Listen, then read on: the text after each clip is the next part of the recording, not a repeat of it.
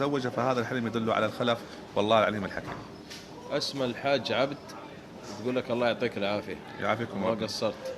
حلمت أني أطبخ فول أخضر لي ولأخي. لازم نعرف شو حالتهم. آنسة. لازم نعرف شو حالتهم. ولكن الفول قد يدل على الأبناء والبنات. إذا كنت أنت آنسة، فقد يدل الحلم هذا على أن سبحانه وتعالى يعني أخوك متزوج ولا أعزب. إذا كان متزوج أخوك فقد يدل على أنه يرزق بأبناء، فبشريه بذلك حتى تكوني أنت من يربح البشارة. أما إذا كان أخوك يعزب، فهنا الحلم يدل على أنكم تصلون الرحم أهلكم، فيأتي ما بعد ذلك خير لكم، والله العليم الحكيم.